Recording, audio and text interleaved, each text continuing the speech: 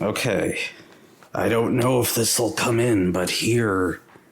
How do I clack it? No, shh. Don't talk over the clock. There it was. It did not come through at all. It's the least satisfying payoff it could have given us. This is going to be just great like the Switch 2 in general. Because it might actually come up in the recording. Well, put your toy away. we gotta get down to business at some point. Put away a $600 plaque. Please, it was only $400. Yes, thanks to gift cards. Yeah. Even still. Those gift cards could have an important thing. I was telling Evie, it's downloading right now, straight from Nintendo HQ. An unlisted game that you can no longer buy. Can you guess which one it is? Is it the one that you mentioned the other day? Which was? I don't remember these things. Is it Umu Musume Horsey Run? No, it's not. Is it like... I remember Sume Party Game. Yeah. No. Evie was telling me they did announce Lego Party. Yeah. Okay. I always vote Lego Party. What are the politics of Lego Party? Rebuilding this country brick by brick. Any other policies you want to note from the Lego Party? No. Big on oil extraction, weirdly enough. Yeah, that's really the thing. It's like, no party is perfect, right? Well, remember, you can always tell the state of U.S. politics by the militarization of the Lego cop. No. The Lego National Guard. No, here's the other thing. Here's the other part of our politics. Don't tread on me. It'll hurt real bad. +2. That's pretty good. But anyway. That's the Lego Party. The Lego Libertarian Party. Legotarians, yeah. Here, we can look live on if. Oh my fucking god! No, Bridget! Hey, do you think this runs better on the Switch too? I don't think it runs well on anything. For the people who can't see, who's everyone except us, she's booted up the terrible Nintendo Switch Popeye game. Again, you're doing visual auditory gags that do not translate to a podcast recording. This is worth $800. Listen, clearly. The thing that sucks, be portable, yeah. The thing that sucks so much is just how clean it looks. Yeah. Like, also, I need you to do one thing for me, Bridget. I need you to capture on mic from your device the sound of you getting punched by Bluto. There we go. Thank you. It didn't come through over Discord, but sure I'm it'll be looking in the forward to the recording. audio. Yeah. I like how every time we joke about the Switch 2 price, it just gets more expensive. Just like it was $1,000. What's an $800 piece of garbage? That fucking I don't have $10,000 piece of shit. If I had $1 million, I'd buy a house. I mean, like, what do you... But okay, can that put money buy your toy Popeye away? Put your fucking toy away, Hey, Bridget. I've added cost to this Switch 2 by having an exclusive game that you can't buy anymore. My audio is going to be so fucked up in the beginning because it's gonna. Can you not stop playing the Popeye game?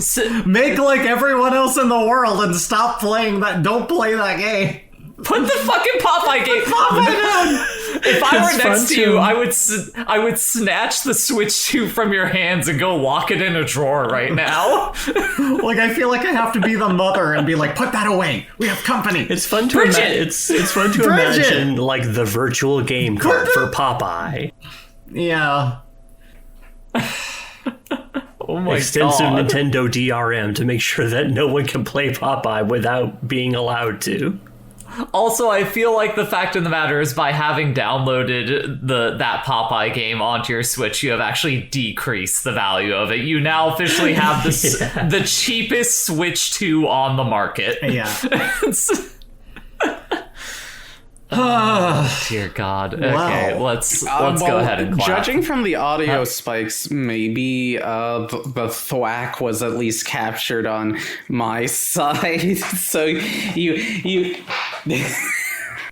I'm Have fun happy I get listening to out be for that treated. one, Jay. What reviews connected by cast or crew, deciding the next film, that's the gist.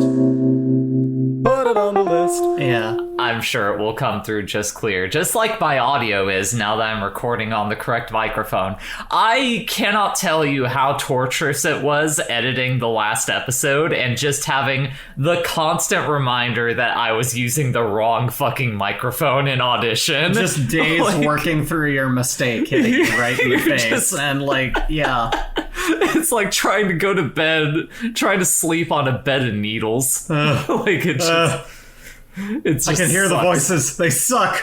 Oh, dear fucking Wow. God. Hi, everyone, and welcome to Put It on the List. This is Introduce Yourself, first person in the rotation. Bridget. And I'm Evie. I'm Brianna, the lovable scamp. I'm Jay, and this is the movie discussion podcast where every episode one of us picks a film and the next person in the rotation has to connect their movie choice by either cast or crew. Last time on Put It on the List, we discussed the, let's call it, underwhelming Chronicles of Riddick.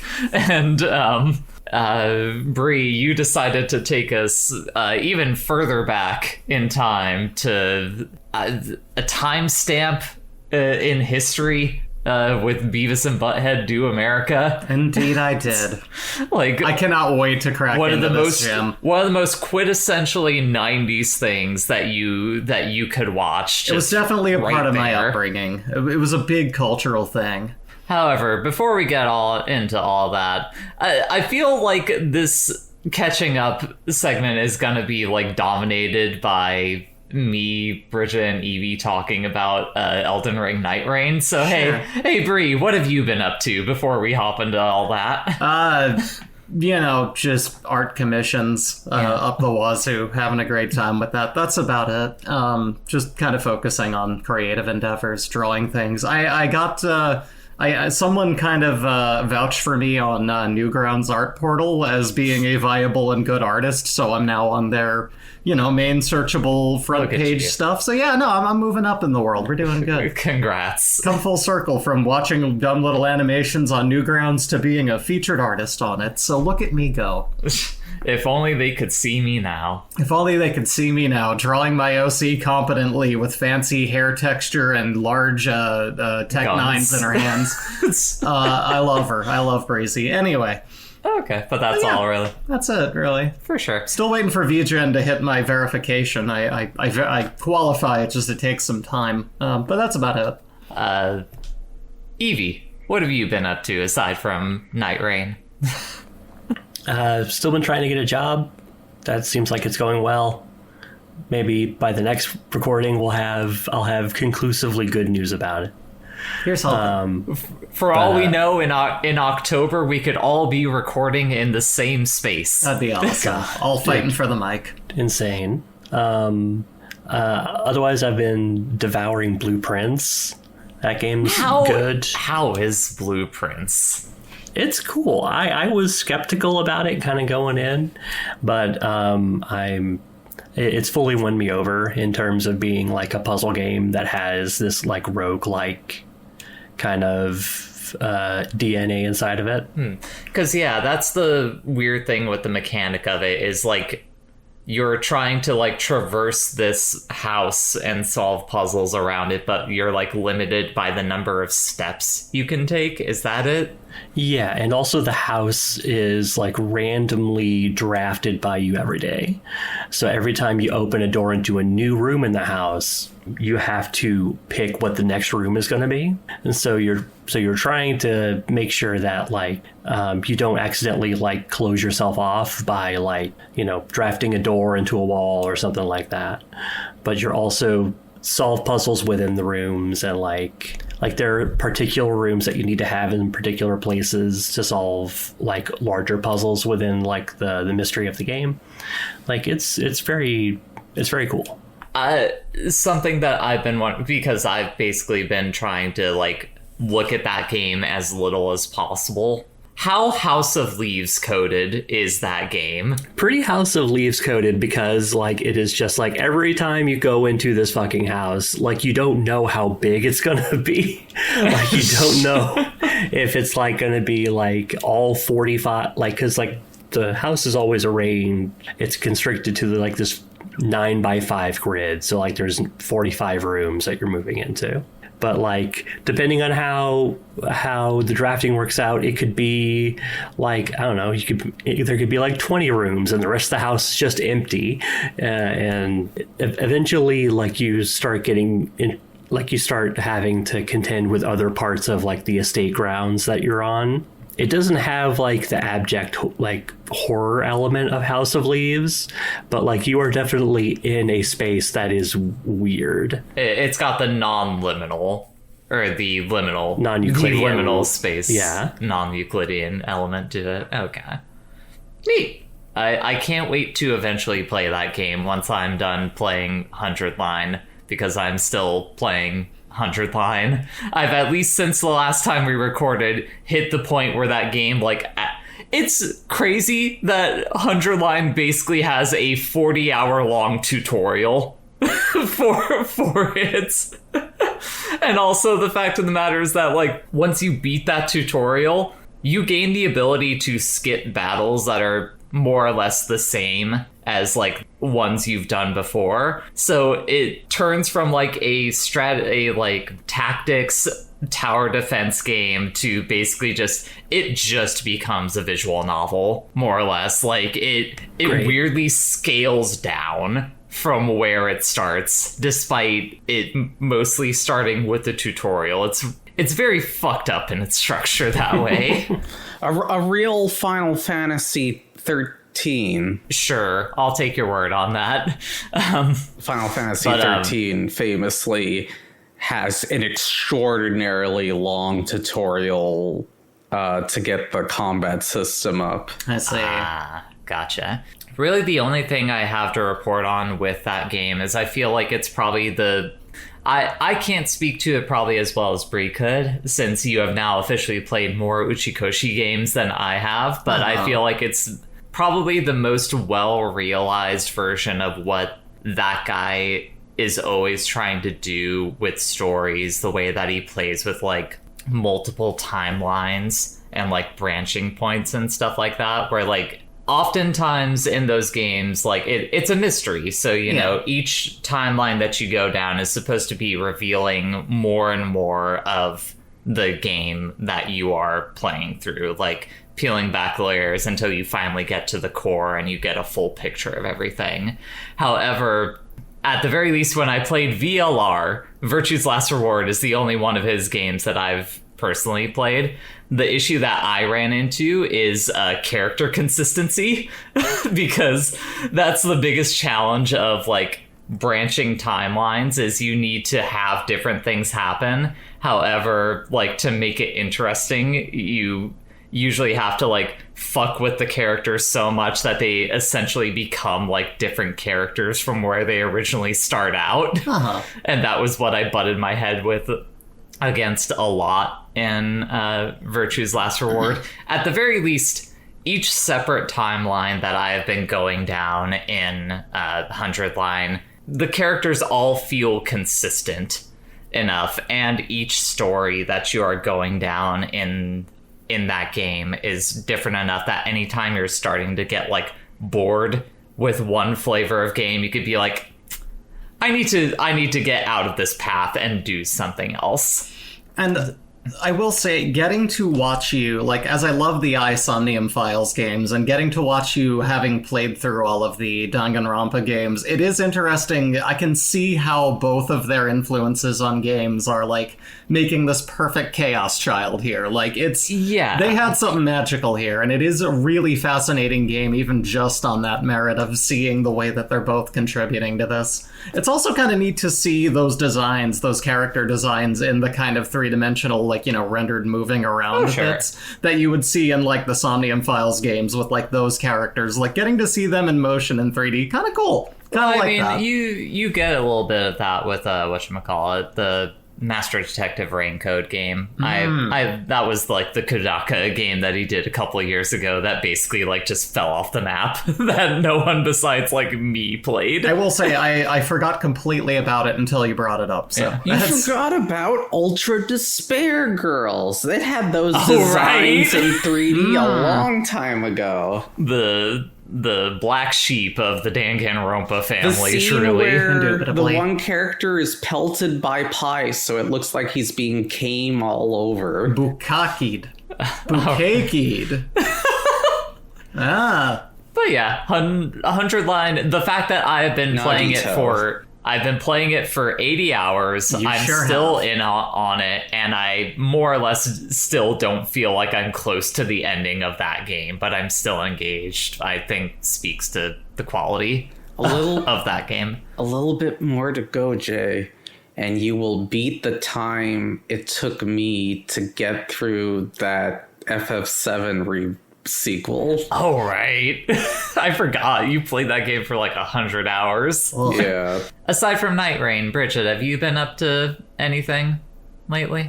I mean, it's mainly been Night Rain, on and off. What a weird fucking video game Elden Ring Night Rain is. It's kind of amazing, except for the parts where it fucking sucks. And those parts really just kind of sour the pot at times. Well, that's the problem. You need to get... There are different pots in the game, and so one's like a lightning pot, and the other's a meat pot. Boo. Boo. I was telling Bridget about it, but I feel like the biggest thing that I'm butting my head against is I feel like the roguelike elements of this game are at odds with the Fortnite elements of this game, and it just really kind of...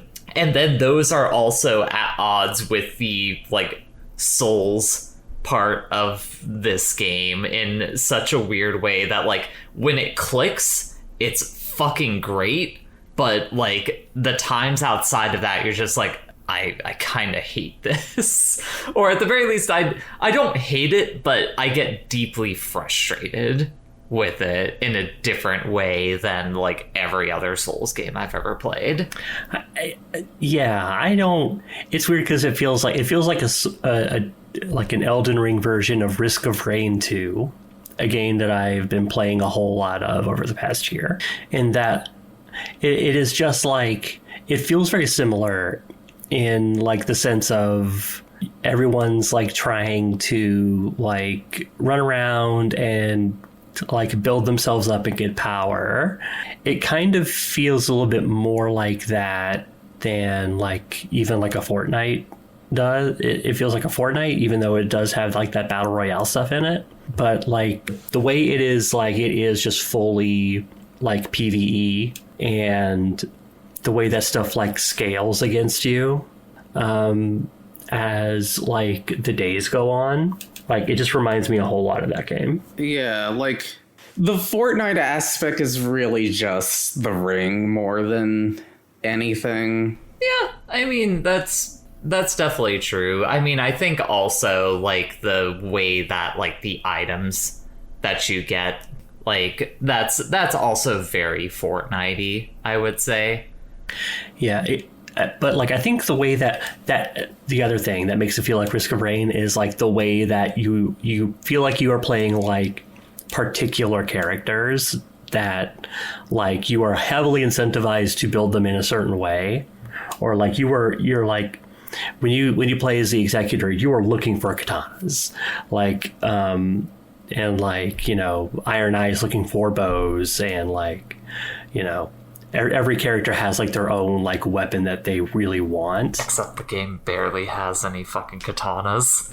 And that's the thing that's weird about it. It is just like, well, it's one of those things where a lot of the characters, if you look at their stats, they're a lot more flexible than just their base weapons. Like I play the Duchess a lot of the time, and you can get buffs for daggers. However, Jay, if I found a katana, I would want that katana, because katanas work super well with her, even though that's not her like preferred weapon. But that's the katana is like the thing for the executioner. That's like Elden Ring. The katana is all he gets. that's all the executioner gets, and that's the thing that sucks. Is like the game. He has to have dexterity stats for that, right? Yeah, but like the thing is, his whole build is centered around the katana because he's the fucking Sekiro character.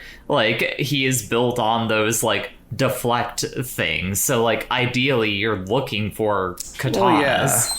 To work with, but the game barely hands out katanas. Like that. So what you're saying is you wish the game would like more favor the character's weapons when you're selecting them in the roles. Yeah, that's like part of the thing that I feel like is at odds with like the really cool elements that the game plays with. Like Evie was saying, like each class feels like really fucking distinct and like you can really dig your teeth into them. However, like it does not feel like the part where you're out in the world is really like crafted to playing off of that super well, except for certain classes. Like I feel like it definitely can do that for like the Raider. There's like you find a lot of great weapons out in the world. It's good for Wilder. You find a lot of like great swords and stuff like that. There's a puppy. Aw, she's adorable. Hi, puppy. Yes, she is. But big yawn. Oh yeah, I'm gonna get to hear that puppy yawn on during the edit. But yeah, like it feels like the game like actively caters to like specific classes super well, but then like there's other classes that's just like good fucking luck. Wow. Yeah, it's mainly the executioner. Like it's partially my fault. Maybe I should branch out and play some other characters. Maybe that would serve me well. They'll balance them out in time. They're patching it still, yeah. Another thing like a lot of this stuff could possibly even be outdated by the next next time we talk about it. But like there's another thing I like is like the way that it encourages character building through like even if like you have a weapon that you're happy with and you don't want to pick up anything else, like you're still looking for like passive buffs and stuff. I think that's really cool. Yeah, I think generally speaking, the way that game does character building is fun. Yeah, I've said this before, but generally there's only one character I think that like absolutely needs some sort of improvement, which is the Revenant, who is basically will die if she is hit, and glass cannon of a character has arcane specification. She's got faith scaling. Faith and like she has like an S in arcane. She relies on AI partners, but the problem is those AI partners need to either be more smart or like be buffed, because if she runs out of magic, she's effectively useless in a fight. Which is why some people have like crazy builds with her where it's like, okay, you can regain FP with a certain talisman that gives you madness. And when your madness builds up, that builds up the magic points. So the way some people use her is to make her just constantly filled with madness to regain. I think I like her unique weapon. I think that's cool, but I don't know how useful it is. Yeah, that's actually a unique weapon for this game, too. That's not in base Elden Ring. I was kind of like thinking about it, Evie, when you said that you were like finding like the character building really fun. I was trying to like reflect on it, just like, do I think it's fun? And it's like, I don't know if it's fun for me so much as it is very interesting. Like the way that they have those like what are the like trinkets that you get again? I forget. Oh, the little relics. Yeah, the relic system is interesting, but like the way that game like ekes those out to you is like so many of them are like kind of like worthless that like it runs into like that's the part that feels like it's at odds with like the normal Souls game, in that like usually at the very least with like most Souls games there is like just solid progress that you tend to make like through that game. Even when you're eating shit against bosses and stuff like that, you can find smaller enemies and level up. You can level up your weapons and stuff like that. Like, and then there is also the just getting better at fighting the bosses, but like the progression feels so small and incremental that like that part is really like rubbing against me the wrong way personally. Well, it's a different setup because in this game now, progress is if you beat the final boss instead of the other thing. Because so you basically every run roll for a relic or whatever. However, there are set given relics. You beat a boss, one of the major bosses, you get their talisman, and then each character has like two or three talisman they're just given through their own quest lines. Sure, but more what I'm trying to get across, like I understand that that's the thing that's doing it, but I feel like with at least other roguelikes, like most other roguelikes, I feel like still have like a solid, like pretty good like progression to them, even if you don't like beat a run necessarily. And like with the difficulty of Souls games, like beating a run is not as easy as beating a run in a roguelike or something like that, and that's what I'm rubbing against. You know what they say, rubbing is racing. I do think that like where Fortnite finally comes back into the conversation is just like even if I don't win, like I feel like I have a good time like every run. Just like the way that this game feels like Elden Ring with like the pedal all the way to the floor is very fun. Yeah, we have to talk about Yoda and like just curb like. Just every time we see Yoda now, we're just excited to beat that little green bastard. I'm gonna kill you little green bastard. The shit out of that little fucker. Like that's the thing. I'm probably like the most down on this game amongst the three of us, but like I do still have fun with it every time we play it. The other thing we should note is we kind of have just been on the first level for the most part. Because we tried to branch out to the second level, and the fucking like volcano is a nightmare, and also like one of the bosses is arguably probably one of the worst design decisions I think I've personally seen in a Souls game for a boss fight. I mean, I figured out how to conquer him now, but I didn't realize. Yeah, the thing about the Death Blight. Yeah, we didn't know at the time that, like enemies drop things for you to just eat and negate it. It's constant ads, like constant respawning ads are just a bad idea. Like that's not good. Now, is he a fun boss? No. That's the thing, is it's a very unfun boss. To be fair, I never liked fighting worms. The worm people. I mean, that's the other thing, is like they took one of my least favorite bosses or like major enemies from Elden Ring and added constantly respawning ads to it, and it's like, great, awesome. This was fucking sucks. A mandate from Miyazaki. Okay, to note, people hate two things: the tree worms and these worms. Make sure they're in the game, goddammit, and upgrade them.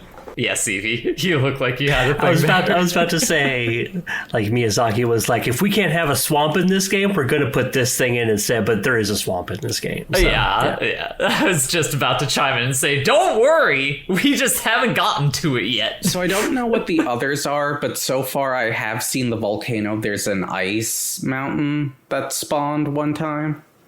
and that seemed a lot more traversable than I think there's like a rot forest in that you can run into also. But yeah, pretty fun game, except for the times where it sucks. Yeah, it's fun when you're winning. It sucks when you're losing. Yeah. The other thing is like on other maps, you can be visited by various other bosses who just either show up. That was so funny the first time that you were suddenly getting like just jumped by Margit. You're like, wait, no, why?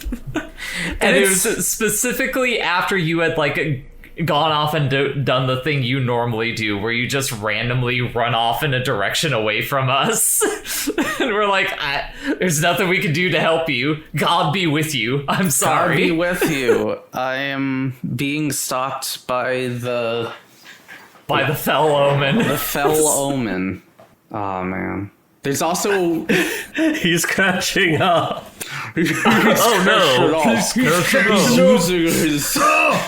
Yeah. He's using his haste room. Anyway, we should move on. Yeah, let's go on to some. That's Breeze. That's Breeze. We're a movie podcast. Yeah. Breeze interjection. Breeze, I would like to be part of the listening to discussion too. Listen, Bree, I don't know how much we're gonna get out of talking about Beavis. I have plenty to talk about. Okay. But before we get to that, we do.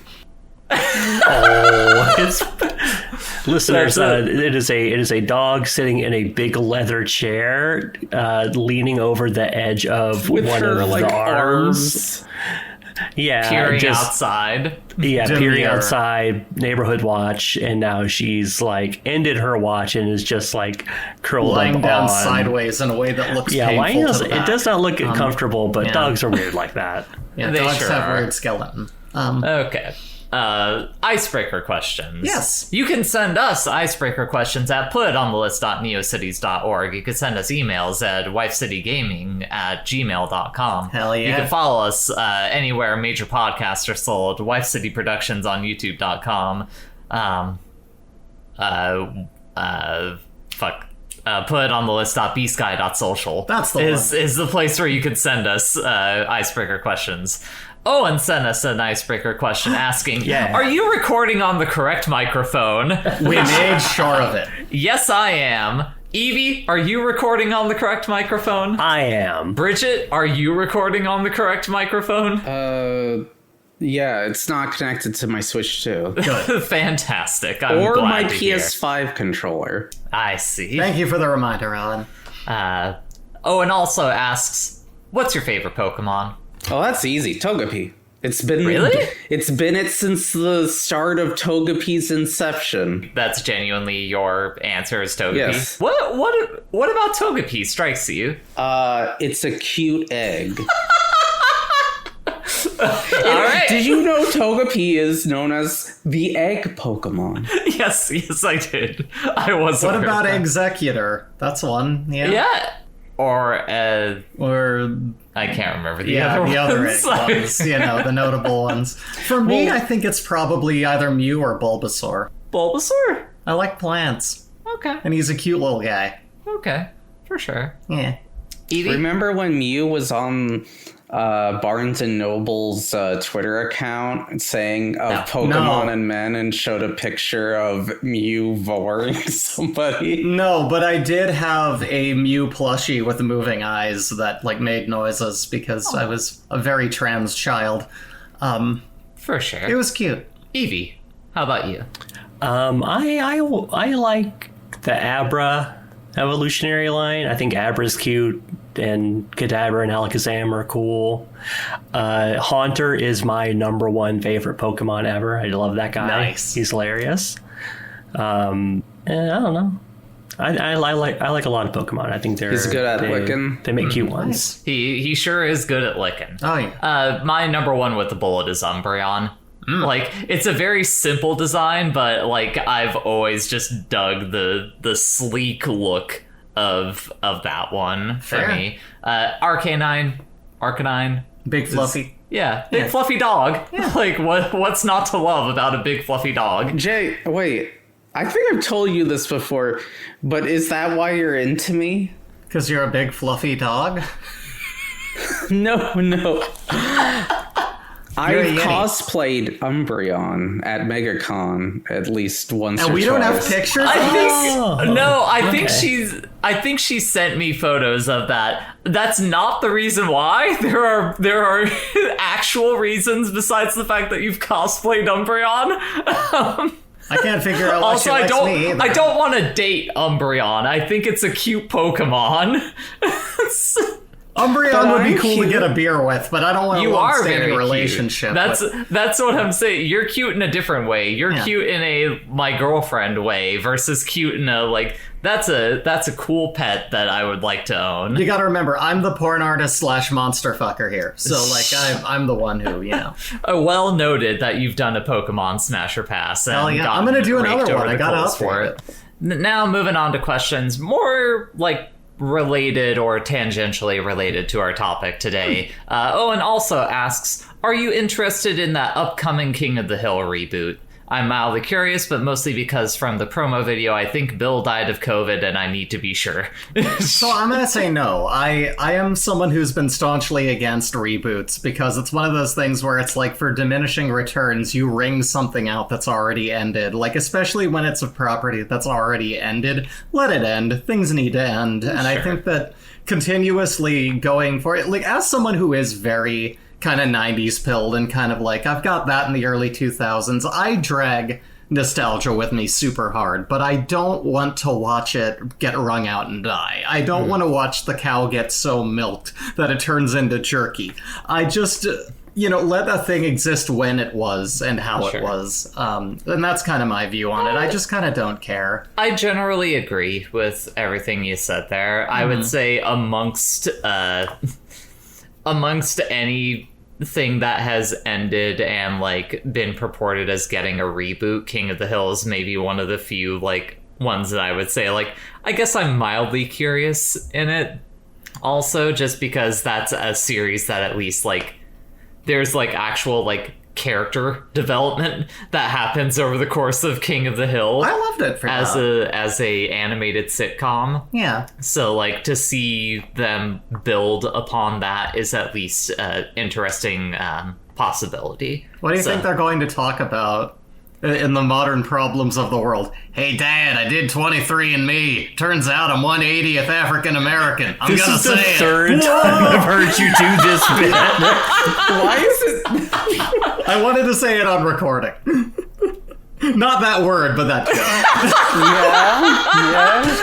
Yeah. Anything else you want to incriminate yourself with? Dad, I'm a Twitch streamer.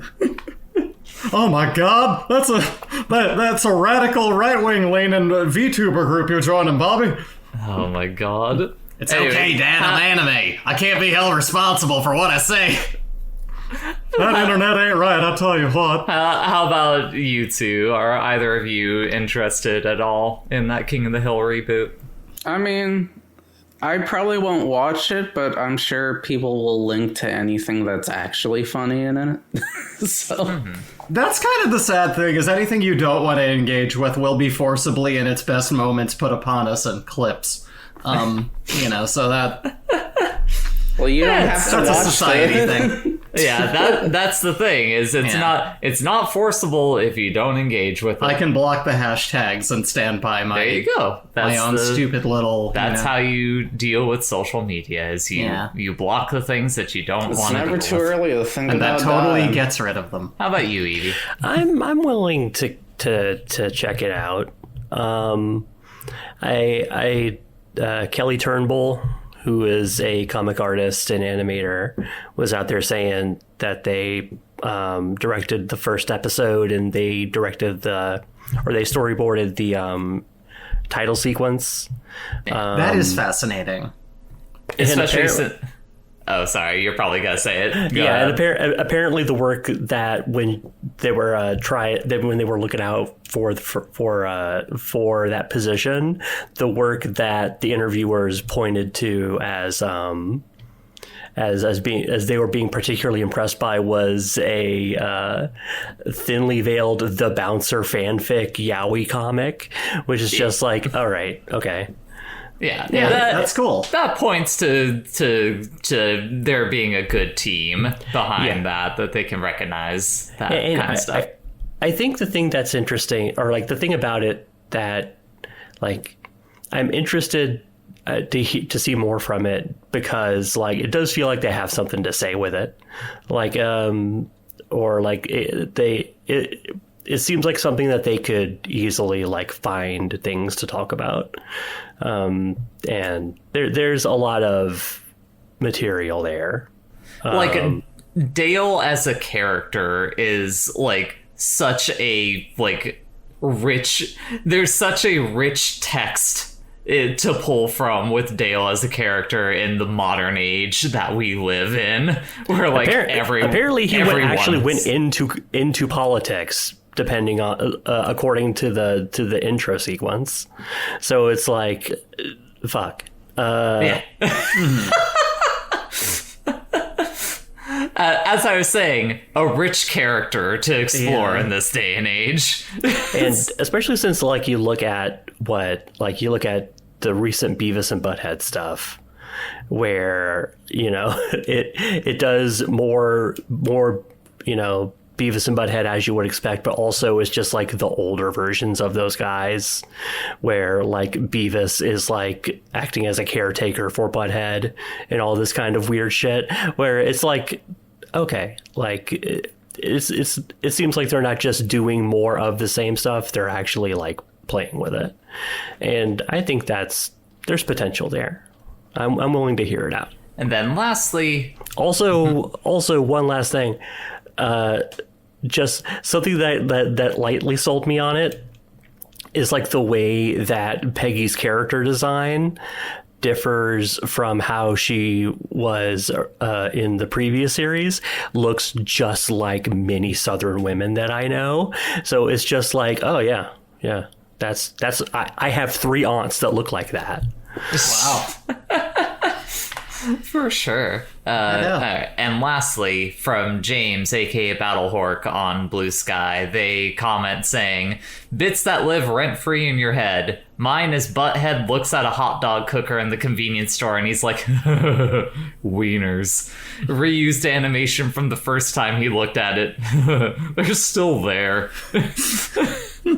Does anyone have any particular Beavis and Butthead bits that live rent free in their head? The probably the bleeding one, where he gets it's where Beavis gets a nosebleed, and then like at one point the way that he tries to remedy this is like by having him go through the like things for hiccups, like having him be upside down pouring water on him. But the bit from that kills me is with no explanation, you see him with the door and a string tied to it slamming it, and you hear Beavis screaming and the wall is splattered with blood completely. And that's the one that just sits right with me. How about anyone else? Does anyone else have a Beavis and Butthead thing they wanna? I didn't watch original Beavis and Butthead. Really? Yeah, it's lost on me for the most part. I watched some of the first reboot, which is not the current reboot, but the reboot they did in like in like 2009 or whatever. Yeah. Jersey Shore relevancy. Yeah. Yeah. So there was an episode where they were pouring oil on a duck so they could get a date with some lady in like Greenpeace. That's pretty good. And I also remember on that there was an episode where, you know, Twilight was a big thing, so they asked a homeless person to bite them to turn into a werewolf. Instead, he just has a major infection and dies, basically. Oh, God. Oh, God. Well, I guess from there we can kind of seamlessly transition into discussing our main point of discussion on the podcast Beavis today. and Butthead do America. But here's the thing. I feel like before you do a general rundown of like the movie, we kind of have to talk about Beavis and Butthead as just a thing. I came prepared. I was hoping you would. So, what the fuck is Beavis and Butthead? So, for those who are, maybe a little newer to the world or just didn't get involved with it, I'll say, I don't know if it was the same for you girls, but growing up in the place I did anyway, Beavis and Butthead was as prevalent as the Macarena. Inescapable thing. They permeated culture as a satire on stupid teenagers, ironically breeding an entire generation of stupid teenagers who imitated them, thinking they were cool. I definitely went to school with a handful of people from elementary and middle school who stretched out their t-shirts pretending to be Cornholio. In Newsweek of 1993, John Leyland wrote about the show, saying that it was the downward spiral of the living white male. Surely it ends here. People most notably referred to, the most notably referred to incident, as it were, that created a horrific controversy around this show was how the show was blamed for the death of 2-year-old Jessica Matthews in Moraine, Ohio in October 1993. The girl's 5-year-old brother, Austin Messner, set fire to his mother's mobile home with a cigarette lighter, killing the 2-year-old. The mother later claimed that her son watched an episode which said that fire is fun. And so this created this big, this became like the Mortal Kombat level, this is the thing that will destroy society. And then you look back at it and you're like, this is just two idiots. What do you mean? So despite the many questions like, why was your 5-year-old son watching MTV or having full access to a lighter, which I believe are very good questions as well, it wasn't even used to deflect it. Mike Judge apparently felt horrible about the fact that this happened and was apparently sent countless hate mail because of it. It also led to Beavis not mentioning fire for a while, so the whole fire bit kind of they played that down for a bit because sensibility.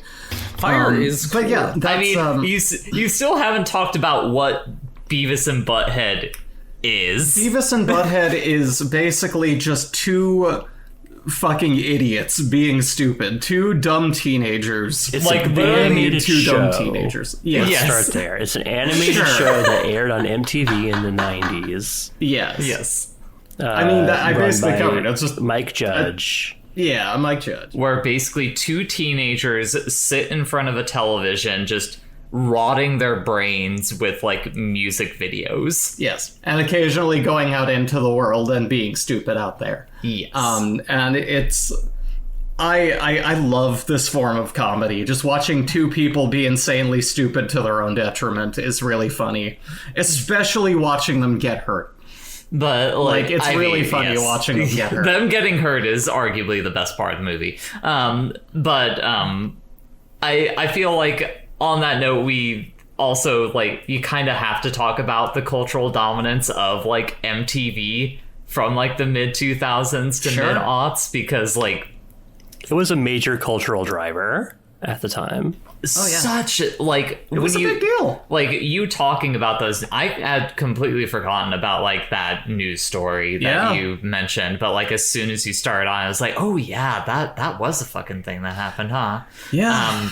But there spearheaded a lot of concerned parents. You look at things like that, you look at Jackass and the prevalence of teenagers starting to do dumb skate video stunts and shit and hurting themselves that way.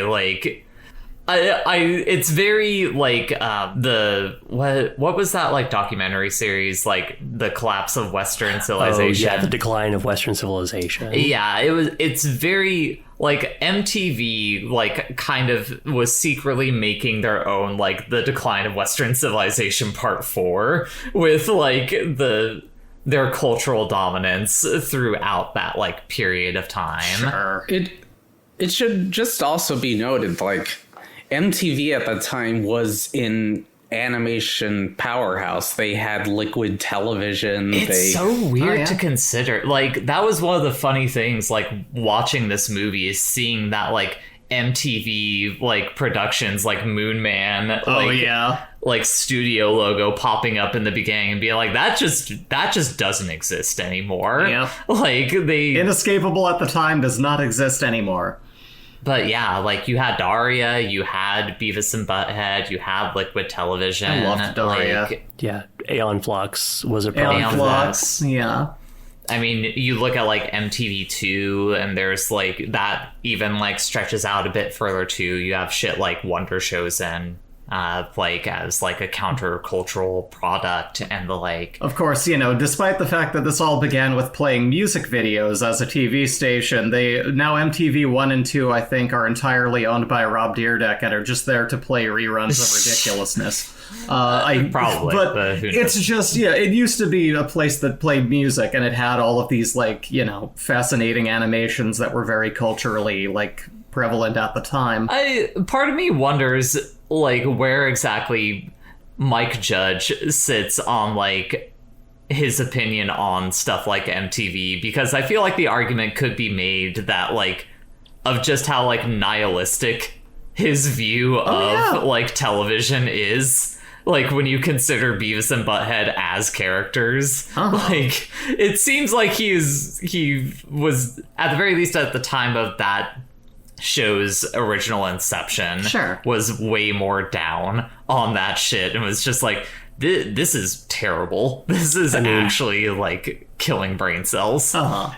Mike Judge is the guy who eventually made Idiocracy, right? Yeah. That was him, wasn't it? Yeah. Yes, it was. Yeah, I think like we should talk a bit about Mike Judge, because like Mike Judge is like he was the showrunner for Beavis and Butthead. He was showrunner for King of the Hill. He's done Office a bunch Space. of Office Space. Yes, Office Space was huge at the time. I can't wait to talk about that movie, because that one, I feel like out of everything that Mike Judge has done, I feel like that's probably the most prescient of like all of the things that he has done. But put it on the list. Continue on your point. Sorry. Yeah, he went on to make Idiocracy, which is that we could talk all day about Idiocracy. Yeah. Rondo has what plants crave. He's done a lot of various like other animation projects. Like there was like a short-lived show like kind of riffing on King of the Hill. The idea was like it was supposed to go the other direction. They were called the Good Family. Oh my god, I have like the vaguest memory. Hippies. Yeah. Yeah. Oh. Yeah. Huh. It was. It did not last very long, probably for good reason.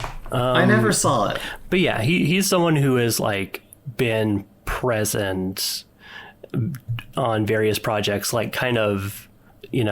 I don't know if Beavis and Butthead was like his first big thing, but like he's basically been somewhere in the cultural landscape since then.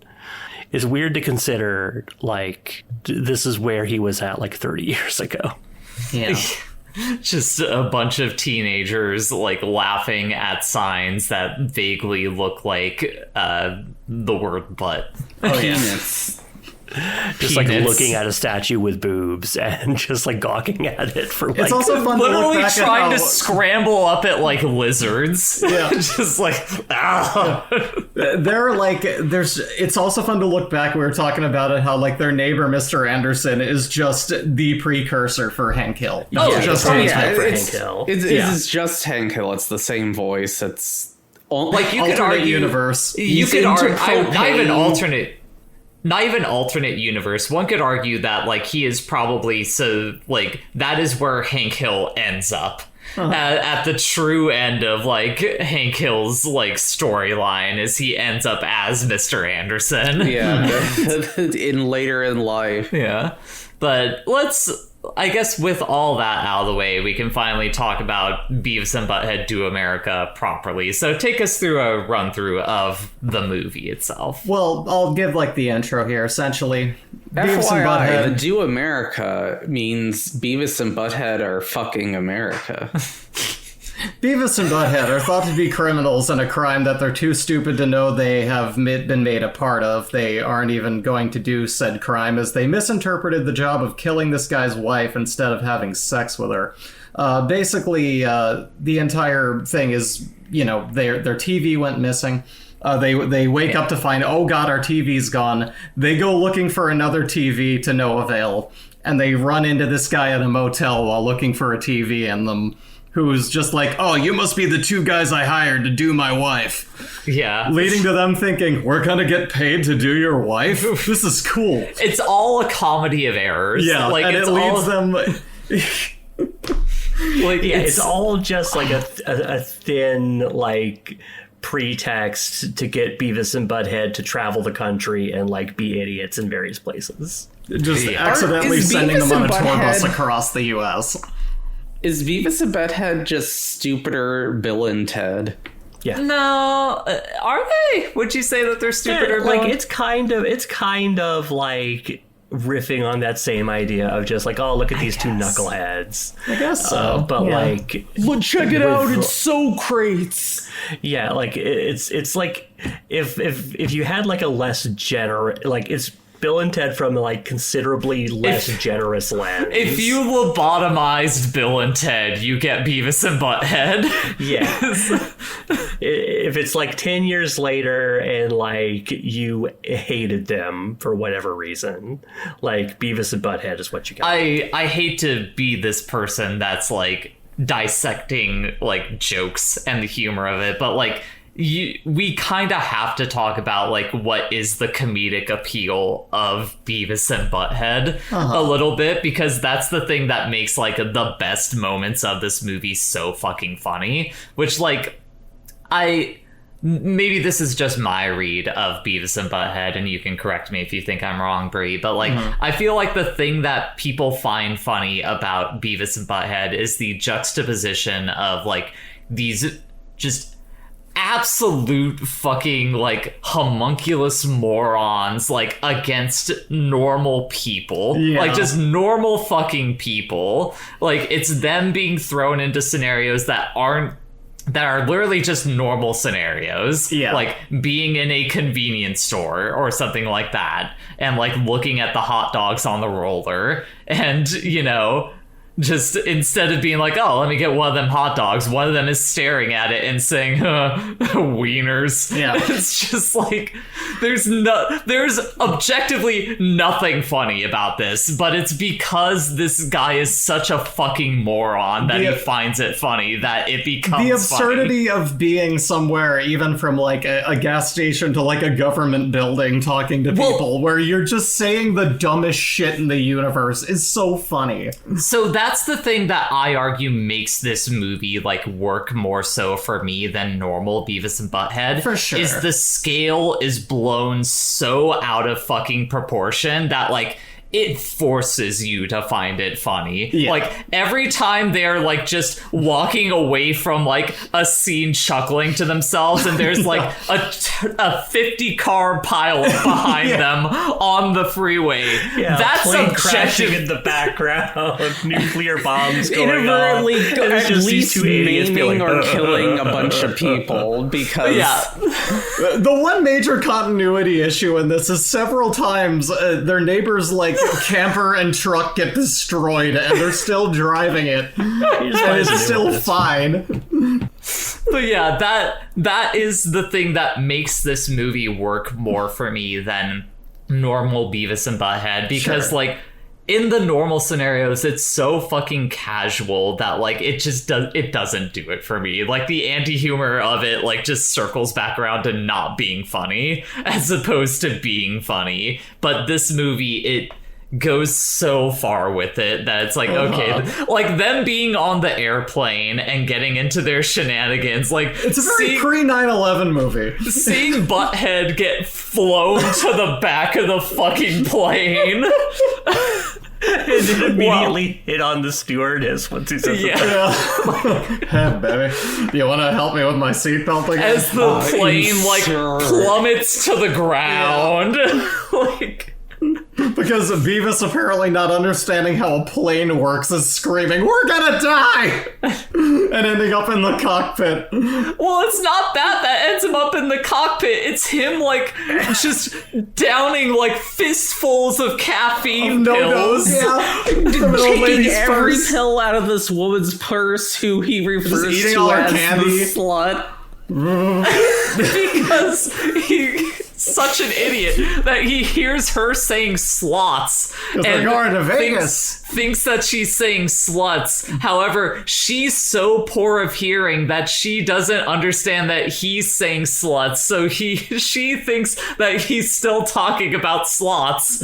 It's just an Ouroboros of stupidity eating itself. Hey, buddy, this slut's pretty cool. That lady is such a funny, like, straight man to put these two against because she's so good natured that she doesn't really like register. That lady is maybe the backbone of this movie that makes it work. Here, try some Xanax. Oh, help yourself. That's what the neighbor says, right? More no-dos. Oh yeah, sure. Yeah. Also, the lady is played by Cloris Leachman, who is like she's an actress who is around forever. If I know her best because she had a run on Dancing with the Stars sometime after this movie was made, and there was like one number that they did where she just ran straight into the camera with her tits out. And it was just like, damn, Cloris. I pictured that like being the what's the Lynch film running at the camera? Oh, the Inland Empire. That but tits is what I was imagining when you said that. Yeah. The cast of this movie is weirdly stacked, and not just because it has Robert Stack in a very prominent role.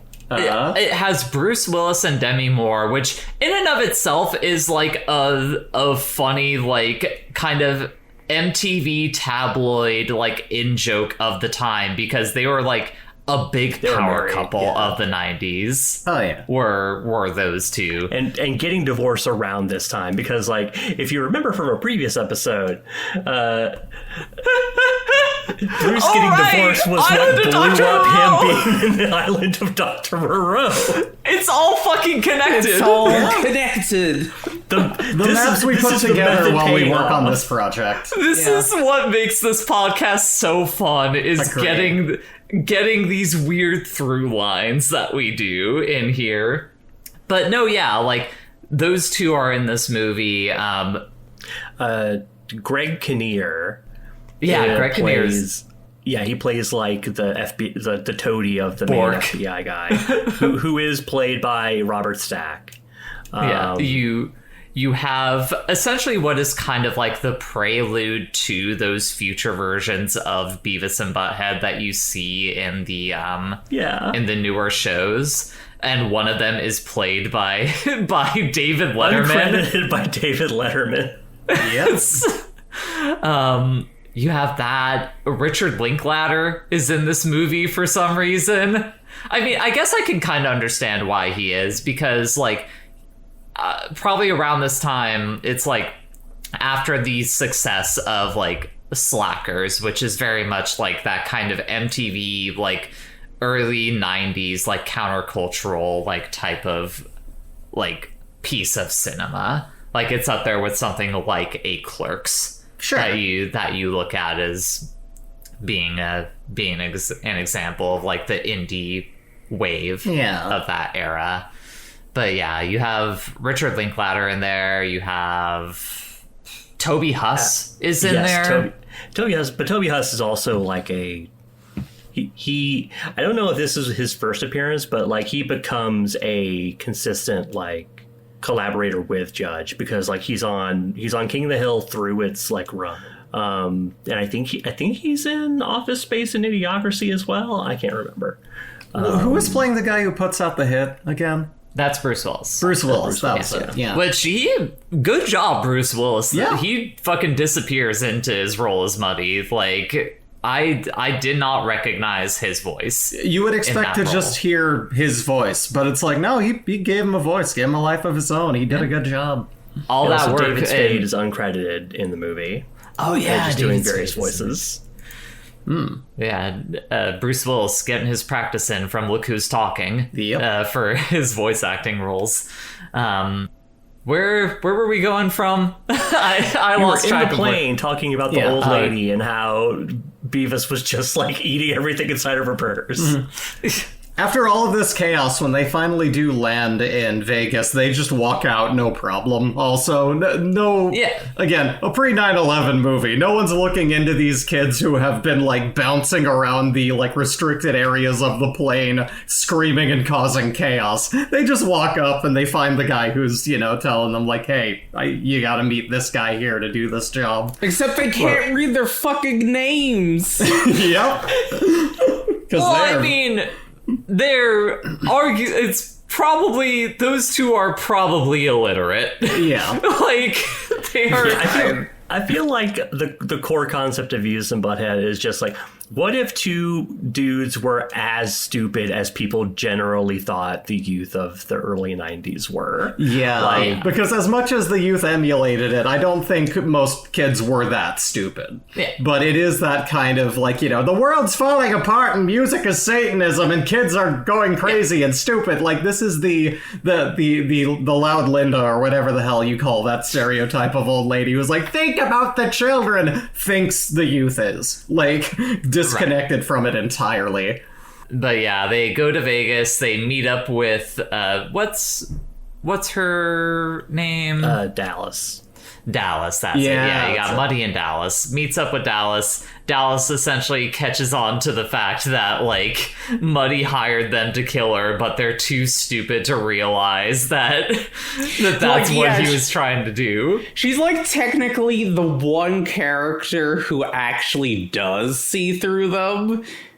Like, She absolutely is. Like, she is the only... I would say that she's probably the only smart character in this movie. Everyone else in this movie is a fucking moron. As far as the we government, know, the neighbor, the people they walk scot-free. into. Yeah. Yeah. Like, she does. Yeah. Like, Robert Stack's character basically says, like, one of you is going to prison for 60 years and the other one is going to be fine. Yeah, the other one turns whoever turns the person in who did this, and just... Which, speaking of the government being stupid, this might just be me, like, being, like, thinking too much about it, but do you think that, like, the alcohol, tobacco, and firearms, like, organization being so prominent in this movie is, like, connected to, like, the Waco incident? Oh, yeah, I think that's... Okay, it was, sure. Yes, I think that's 100%. Okay. Because, like, that was a... Considering that Beavis and Butthead is a Texas-ass Texas thing, Mike Judge is a Texas-ass Texas guy, like, that Waco... Evie, I don't know why, but I feel like you could probably more easily summarize, like, the Waco incident than I could. I actually don't know that much about it. It's like... there was like a standoff where the ATF like had basically, you know, barricade, like it's like the Branch Davidian cult. Was that the Timothy Leary one? I don't know if it's Tim. No, I actually do not know that much about it. But like Koresh, that was it. Dave Koresh. That was his cult, right? Yeah, and so the ATF like basically surrounded their compound, and it turned into a massive fiasco. Yeah, the government fumbled it so bad that basically like destroyed the reputation of the ATF for time in memoriam. like funnily enough, the ATF plays a major role in this movie, and they are constantly fumbling the bag. Robert Stack is constantly demanding that every single person they apprehend gets a full cavity search. Yeah, deep cavity search. I want you to reach the back of his teeth. Yeah. So yeah, there's that whole level of it, which is very prominent. I have much to tie that to later on, but basically, while this is going on, the thing that Dallas was doing is she's apparently a very dangerous criminal who, you know, of course, ends up pinning it on Muddy. But she has a dangerous bioweapon stolen from the government in a very, very delicate casing that she sews into Beavis's pants to pin it on him, and just Butthead is constantly kicking his ass and it's taking abuse. Like, oh god, that's gonna blow up. Well, that's a... that's the joke there is specifically right before it shows like Butthead kicking him in the ass. The Robert Stack's character is like, the one problem with it is that it is a very fragile casing, and the slightest impact could cause it to break open. And it's you just immediate cut and kicking the shit out of it. Like it's very funny. Also, I just want to note that virus they specifically says was tested on their own soldiers for some reason. Yep. Very government move there, but yeah, from there it just becomes like a road trip for Beavis and Butthead going across America. Like they go to like what is basically Yellowstone. Like they have like the big geysers and everything. They get mesmerized by automatic urinals. They get mesmerized by automatic urinals to the point that they miss their bus that they're supposed to get on and hop on a different bus that's full of nuns. And this bus is full of chicks. We're gonna score. We didn't even talk about how the movie opens with like Butthead having a King Kong dream where they're just walking around like breaking buildings, and they find like a woman and grab her and just like, get out of here, I'm trying to score. They're like smacking helicopters out of the sky. It's so fucking dumb. It's so dumb. I just still got I'm like really tall. The play on words with the title where it's like they're doing America in the same way that like the idea that like they're doing America, like they're fucking America, but also they're killing America because of the brain rot. Because like the brain rot. That's a beautiful thing. I hadn't even considered, but you're right. I wouldn't even come to mind except that they like that specific misinterpretation is like the core of the whole plot. Yes. I definitely thank you for that. I had not considered that's clever. Yeah. Right, so once they're at this church that the nuns are going to, they end up like in the little confessional booths. The confessionals, like one dude is like talking about having an affair, and Butthead is on the other side being like, "Wow, did you see her boobs?" well, yes. Was she naked? Like, yes, I had sex with her. Them doing that is such a blasphemous act that as they leave the church, they literally get struck by fucking lightning. And then they walk off. It's such a good, subtle joke. Yeah. That, like, half of us here... Yeah, like, that's what I was gonna say. Why it's so I was like out of nowhere, and then I realized, it's repentance. God literally tried to smite those boys. Beavis was at a confessional booth telling the guy, hit yourself. Yeah, hit yourself hard. 1,000 Hail Marys. So you have the church thing, you have the Hoover Dam thing, where they basically they destroy the Hoover Dam. Yeah. Which washes, their neighbor and his wife off when they're camper. Like, They get lost in the desert after that. Like, that's where they run into, like, what is effectively the future versions of themselves who are actually their dads. Yep. Butthead's dad farts into the campfire that they make, and it does, like, a big nuclear explosion. It's really stupid. Mm-hmm. Beavis special attention to if Beavis and Butthead are homunculus, those two are like human monsters. They look awful. Yeah. Nightmarish. They're ferocious. Yeah. Which, like, I talked about the juxtaposition of, like, those weird homunculus lads being compared to, like, the normal people, but, like, it wasn't until watching this movie that I really considered, like, how fucked up must these boys look? Like, you see every other person in this series, and they look like... Mike Judge has, like, a pretty realistic, like, approach to, like, drawing people. Like you said, there's several people who look like old Peggy that, very drawn people. Except for Beavis and Butthead, who, like, you consider their character design, and you're like, what is wrong? Yeah. From character design as a concept, Butthead is 3 heads tall. His head is half of those. Yeah. You understand? Like, he's just... It's insane. Awful. Yeah. Awful boys. But yeah, Beavis eats like some kind of hallucinatory plant in the desert and animates like a fantastic little animated music video that we get in there. Yeah, White Zombies, Rat Finks, Suicide Tanks, and Cannibal Girls, which popped onto my workout playlist, so you can thank the Spotify algorithm for me thinking, I wonder if the movie we just watched connects to that movie. Never thank the Spotify algorithm. I don't, but usually. But in this case, it was like, yeah, here's the thing. I already like that song, so it was on my playlist. Okay. But the thing is, it came up on a random thing, and I was like, you know what? I should see if it connects to that film, because it always makes me think of that scene the first place I heard White Zombie. So I get what you're saying. yeah. Okay. So, like, I was like, I wonder if that's connected, and it sure is. And you know what? Looking back at that again, just a marvel of animation. Beautiful. No, it is a genuinely great piece of animation. Yeah. That again is very funny juxtaposed to like the rest of how Beavis and Butthead is like animated.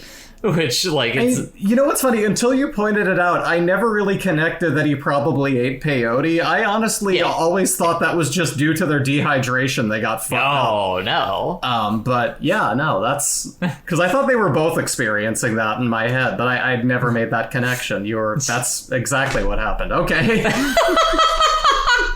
But yeah, that's that. What a fucking little... Of course you had to have a music video and the Beavis and Butthead thing, because that show was famous for having a middle part where they would like watch a bit of a music video, like them watching MTV. Mm-hmm. So like that had to travel over into the movie, of course, of making a video for that, and it's great. It's just great. It is a very fun sequence, yeah, because specifically the animation is trying to like capture those. I can't remember the name of the artist, but like. The rats with the giant like bulging eyes riding motorcycles, that kind of thing. The kind of like almost Flesher animation style cartoony thing, but usually with some kind of like macabre twist to it. But yeah, our apologies for not knowing the name of the artist. Yeah. But I want to say that artist specifically worked on this movie. I mean, had to have. Like he is credited, I think, as one of the like directors, or not directors, but like lead animators. One of the director of that sequence also helped make Titmouse. Oh, the animation studio. Okay. I can see that. They are also the director of Metalocalypse and Megas XLR. That makes a lot of sense. God, I love Megas XLR, and Metalocalypse was really good. It says that obviously it's based off of Rob Zombie's work because it's a fucking White Zombie song, but also I think it's supposed to be like his illustrations as well. Can we talk about the elephant in the room and say that like the real entertainment value of us watching this movie together was laughing more at Brie constantly laughing throughout this movie. You sure were. Like, and I ended up in a full loop where I'm laughing at the fact that you're judging me, laughing at me, laughing at this movie. It was so funny because like you were consistently laughing throughout this movie in the same way that Beavis and Butthead are always consistently laughing to themselves. There's that little piece of my childhood that was watching them going, washing the dog, and like laughing my ass off. I think every time I revisit this property, I'm still laughing as hard as I was when I was a kid. Like, it's still just really, really, like, because it is so absurdly stupid that even I, as a kid, watch these two, like, supposed teenagers just being the dumbest fucking idiots in the world. I love it. Like, it's just that the absurdity to which they are stupid around the world around them is so funny to me. Yeah. And clearly to many other people, thus the prominence that it had. But, like, I'm one of those people. I was definitely their target audience and still am. For me, to circle back to the thing that you talked about, the parts that really shine the most are the parts where these, like, absolute buffoons are, like, being physically punished Oh, yeah. by the world around them. Like, anytime violence is being done to them, it is the best part of the movie. Like, we talked about, like, the God smiting them moment. Like, again, the part where they are in the airplane and, like, Butthead is just tumbling down the fucking aisle. Across the Head to plane. ass a million times. Yeah. That part, the fucking... Freeway. The freeway scene is so funny just because they fall out of the back of the speeding car and they're like, If you get a running start, you'll be fine, dumbass. tumbling, crashing into cars, the cars of which Swerving are out of the like way. crashing and exploding. Yeah. Like, it's such a massive scale of destruction that In their wake. is hilarious. It's amazing. Like, that's it. If you want to listen, if you're having a bad day and you need to immediately smile, pull up freeway scene from this. Like, just find that on the internet. That'll make your day. It always makes me laugh my ass off. Like, after Butthead pushes Beavis out the car, like, Yeah. he's just standing up in the trunk, like, that was cool. And then, like, they hit a bump, he smacks his head and proceeds to tumble out of the car and do Causing the more same havoc. thing. It's great. It's a great scene. So and then great. they just get up and walk away and get into that fucking tour bus that they were in with the old lady before. She calls them over like, "Hey, boys!" Yeah, this is after it's they slut got again. deep cavity searched. Yeah. No, that's another great thing when, like, that's some of the flavor text of the feeling of this sort of show is, like, in this movie when Butthead has like a million ATF guns pointed at his head and he's like, whoa, this is cool. I mean, Crazy. the whole fucking... It wasn't very funny to me, but seeing the joy on your face during the whole, like, cornholio in the White House sequence, like, just kept a smile on my face, because for those who don't know what cornholio is, when Beavis gets... like, extremely, like, sugared up or really horny, he takes his t-shirt, puts the collar over his head, holds his hands up, and starts talking in a ridiculous voice, being like, "I am Cornholio! I need TV for my manual! Are you threatening me? Are you threatening me?" Like, the thing is, I think I find that especially funny, because, again, now we have, like, the absurdity of that level of stupidity in a government building, but also, it's just kind of the harmless version of the current political situation, is a blonde idiot walking around speaking in tongues. So it's kind of like, you know what, this is a harmless and funny version of that.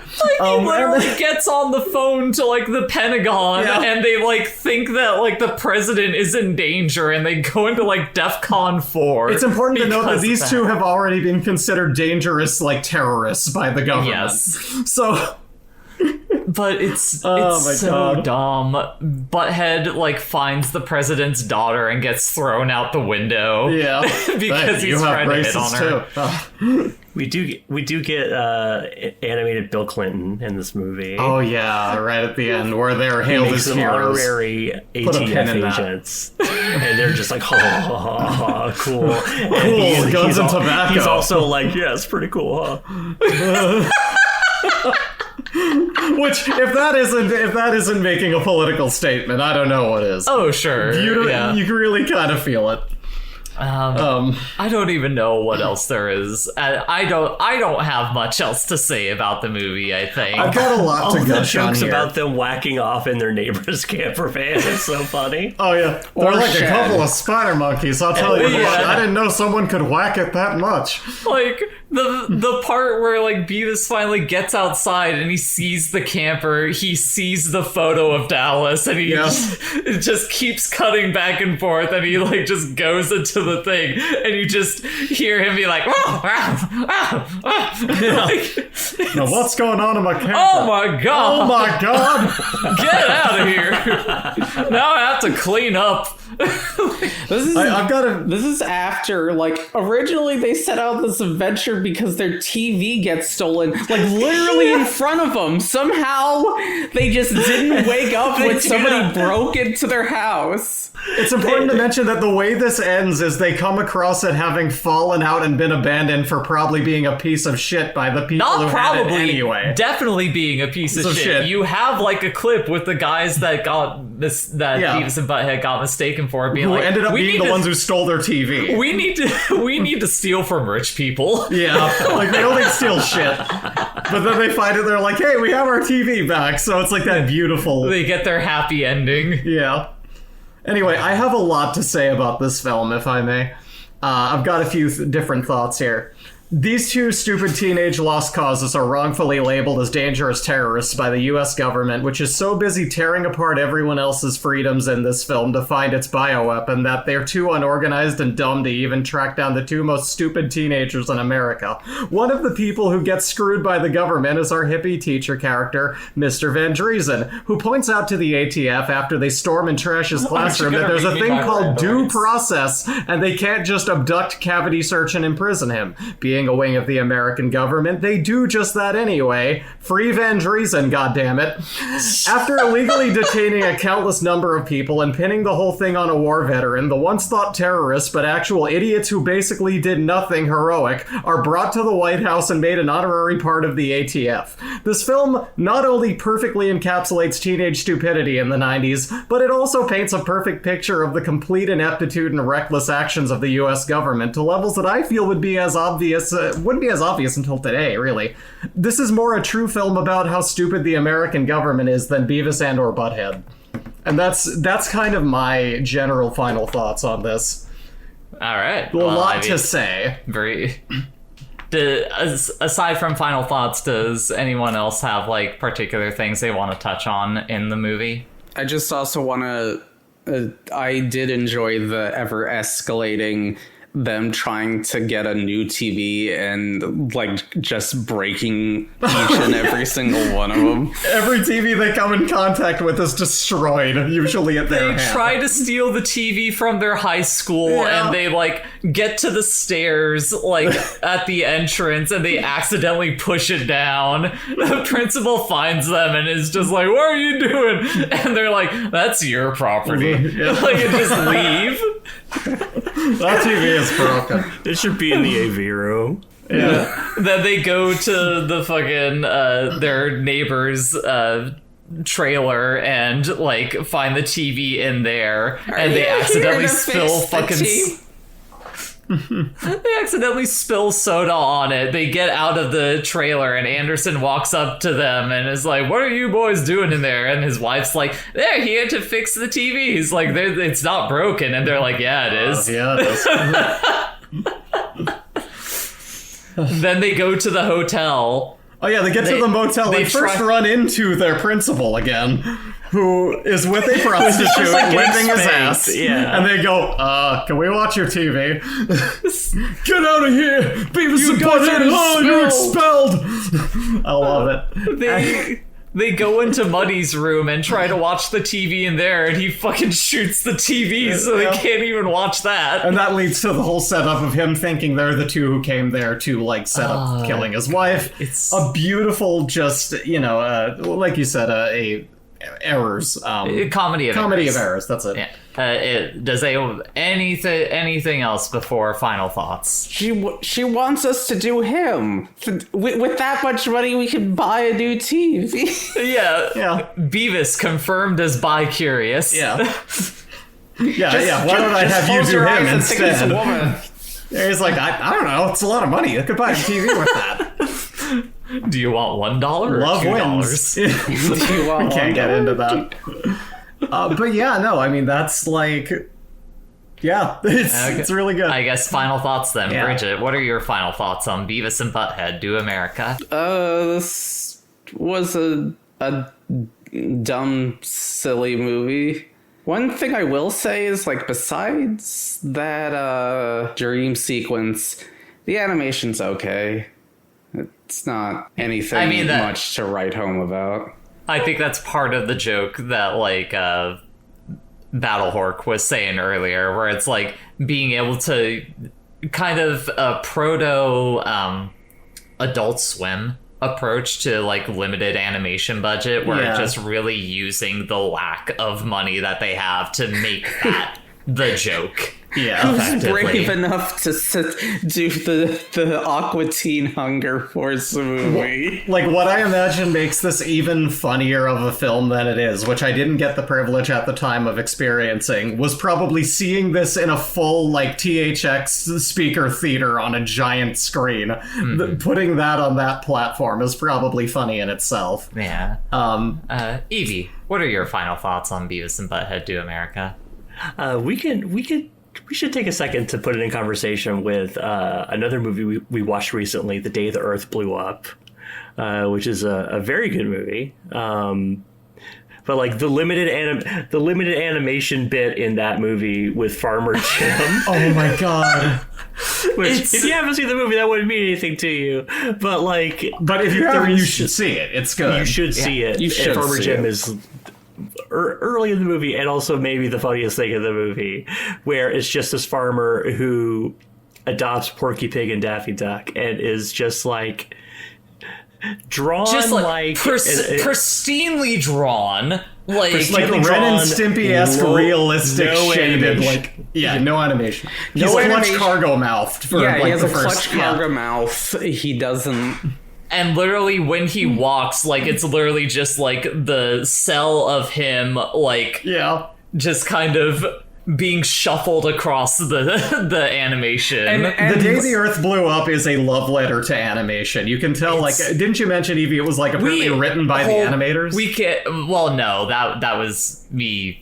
Well, was it confirmed that it was written by the animators specifically? I mean, I couldn't confirm it, but I believe it. Yeah, I was guessing that it was written by the animators. If I found that out, I wouldn't be surprised. We can't get bogged down in The Day the Earth Blew Up, because just that, to say, Farmer Jim out. Peace. Just like the one time where he is like, extremely like specifically animated is like when he states the thesis of the whole movie, where he's just like, you gotta like, take care of your home, like literally just like in Disney animation, like like Simba's dad popping in through the clouds. Oh, it's so good. Oh man. But anyway, that movie probably doesn't exist without Beavis and Butthead Do America, 30 years prior. But yeah, this movie was fun. It was funny. It is something I would like. You compare it to something like Freddy Got Fingered. I don't know if I would recommend a random normal person watch Freddy Got Fingered. There's nothing normal about it. I could very easily recommend Beavis and Butthead Do America. Like it's a stupid movie, but one that I think most people would enjoy. My general final thoughts on it are like, it's so tremendously stupid that in and of itself like makes it a fun thing to watch through. Precisely. It takes a lot of craft to make something this stupid, but also like endearing in any sort of. Oh yeah, sure. But I guess moving on from that, it's time for me to talk about my the next movie. I hope you've got more time after this. My choice, the final movie of this specific rotation. Final Destination. But for me to talk about that movie, we gotta show how the sausage is made a little bit. So I'll get the food processor. Bridget earlier, like last month at some point, called her shot and said that she was going to pick Congo. And, I asked her, like, okay, you're going to pick Congo? I will. A beloved actor died. Jodon Baker. I will counterpick you on Congo specifically. Like, I will connection. I will make it so you have to use your wild card if you want to get to Congo. And there's a new game in the game. Bridget, you said to me that you are not going to use your wild card, that you refuse to use it. So I want to know, Bridget, how truly do you yearn for Congo? Do you really yearn for Congo? I mean, I'll get to it eventually. But how how much do you yearn for it? How bad do you want it? Yeah, how bad do you want Congo? I mean, it's a fun movie. Do you feel, if I were to describe it as a yearning, do you yearn for Congo? No. Then I think it's time for me to teach you about what it means to yearn. Because my connection this time around is in the tour bus. The bus driver, for some reason, is played by Richard Linklater, who is more prominently known as a film director. And one of his most known projects is the Before trilogy, which is a series of films that are centered around the same two characters and their relationship over the course of 18 years. Oh, so yeah. I'm going to teach you what it means to yearn, because the movie we're watching next time is Richard Linklater's Before Sunrise, is the film that we are watching for the podcast next time. You're going to learn what it means to yearn, is what I am saying. That was a brilliant Bridget, trilogy. as a woman who lives across the country from her girlfriend, doesn't know anything about yearning. Not at Never all. a single fucking thing. Yeah. You gotta earn the yearn. A film that I specifically picked, not simply because it has no connection to Congo, but because it is a good movie. But also, it has no connection to Congo. So if you want it, if you really yearn for Congo, you're gonna wild card to it. So this is me calling your bluff. How much do you want Congo? I'm not going to use a wild card, so I guess no Congo for now. That's what we want to hear. Now, So I guess let's go ahead and talk about where people can find us on various places. Evie, can people find you on social media? Nah. Bridget, can people find you on social media? You can find me streaming things like Naked Gussie. You know, the Bad duck. mouthfeel on that one. oh yeah. Naked Gussie. No, know. I heard what you said, and I was watching the stream last night. I'm simply saying it has a bad mouthfeel to it. Anyways, where can people find you streaming Naked Gussie? At twitch.tv/squatulus. There you go. You found it. All right. Bree, where can people find you on the internet? Hey everybody, you can find me occasionally drawing but mostly playing video games and joking like a dumbass over on my VTubing place on Twitch, Easy Breezy TV. That's EAZYBREEZY TV. You can also find my art and look at my art, and even if you want to commission my art over on vgen.co/asnesbo, which is my handle, ASNESBO. You can also find my art at a weirdly, I wasn't thinking about it when I made it, but I have a Newgrounds account where you can find my art as well. This is under my, let me make sure I have my username right here, BreezyVTube, BreezyVTube. Okay. Over on Newgrounds, you can find my art there, where I've been scouted to the main portal because I am a quality artist. So I feel a certain kind of full circle here. Proud, having grown up with, Newgrounds in my life, and now I'm one of the artists on there that they think is trying really hard. So that means the world to me. Okay. But you can find me there too. Great. Yep. Check out my Newgrounds page. What year is it? Yeah. No, yeah, it's purely an art portal now. But you can find me on the internet. I'm not going to tell you where to find me, but I will tell you where to find the podcast. I'll tell you if you bribe me. Sure. You can find us at putonthelist.neocities.org, putonthelist.bsky.social, Wife City Productions on youtube.com, anywhere major podcasts are sold. Oh, yes. And you can send us emails at wifecitygaming@gmail.com, and you can join our Discord. Sure. I linked that in the last episode and no one joined for it. I don't know how much I'm going to really plug that. The long and short of it is we used to be a gaming duo, Jay and I, and now the community is spilling into, now doing this. So the project has changed a little bit, but the community is still friendly, and we're happy to bring on newcomers. But with that, that's the end of the podcast. Yep. Everyone go home. I need to turn on the AC and stop this recording. Bye. Bye. See ya.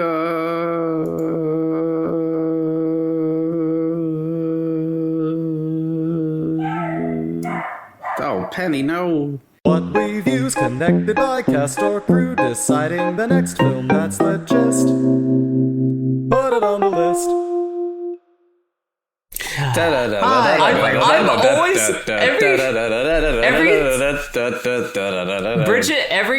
Bridget, every time you clap, I'm always really worried that you got the timing wrong because you always have like a look of like shock or surprise on your face. You're like, did I get that?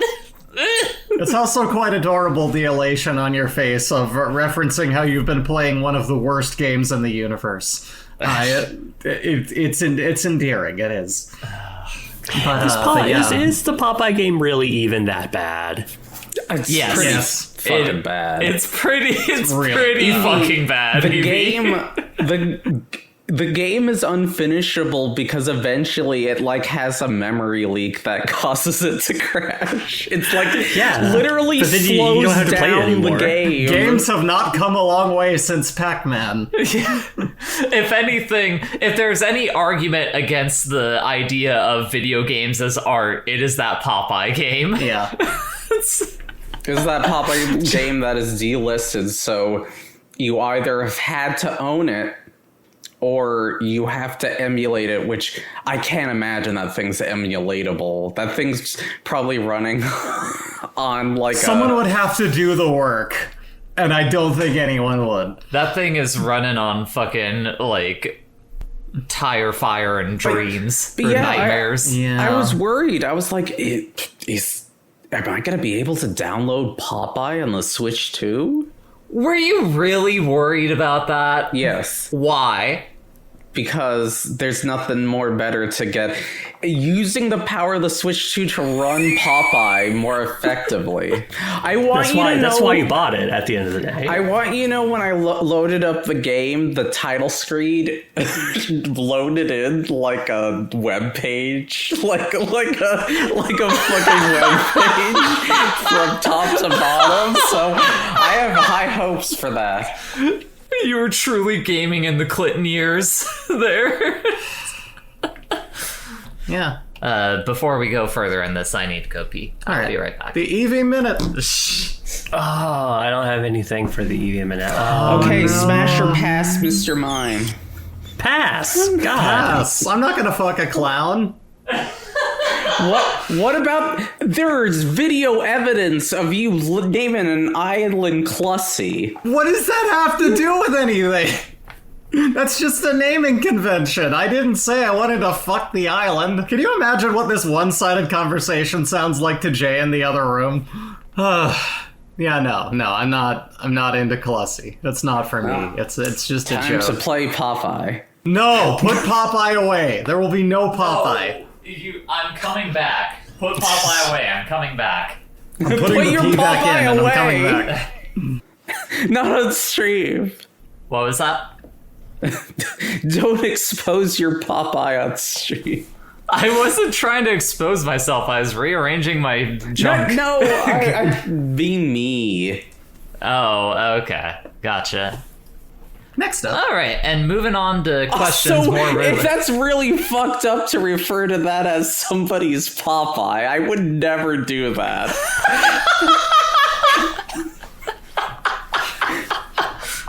It's got one eye the whole time.